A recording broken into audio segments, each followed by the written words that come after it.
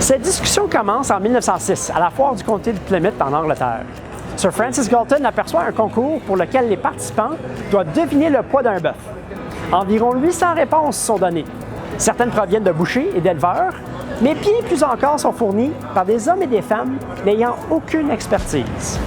Dans cet épisode, nous allons remonter dans le temps afin de revoir une notion fondamentale pour comprendre l'efficience des marchés boursiers.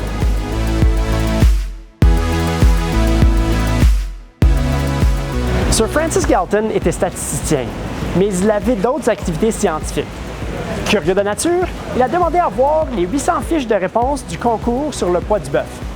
Il a commencé par calculer la médiane, c'est-à-dire la réponse la plus proche du milieu. Autrement dit, si on classe toutes les réponses du plus petit au plus élevé, c'est la 400e réponse dans ce cas-ci. Selon lui, la médiane représentait la voix du peuple.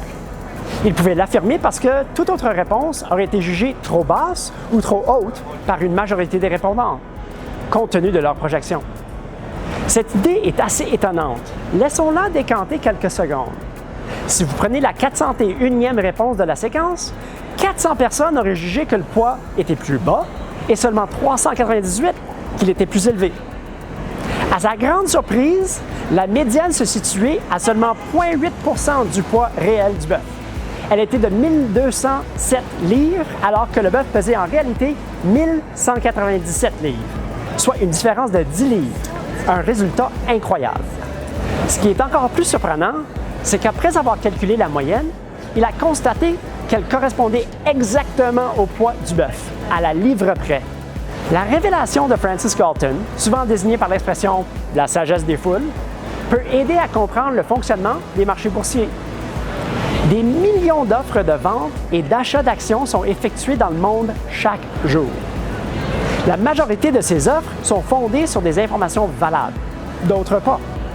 Celles qui représentent la vox populi sont celles pour lesquelles des opérations réellement ont eu lieu, c'est-à-dire qu'il y a correspondance entre les acheteurs et les vendeurs. Ces médianes sont les suppositions qui établissent le cours de chaque action, tout comme pour le poids du bœuf. Maintenant, dans notre histoire de bœuf, la médiane était erronée, ce qui implique que le cours des actions est aussi erroné.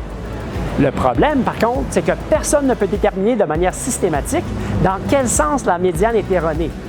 Tout comme le poids médiane de notre bœuf, personne ne serait capable de deviner systématiquement si c'était mauvais à la hausse ou mauvais à la baisse. Est-elle surévaluée ou sous-évaluée?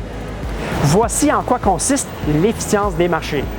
Les prix ne sont pas nécessairement exacts, mais nous ne pouvons pas prédire s'ils sont trop élevés ou pas assez élevés.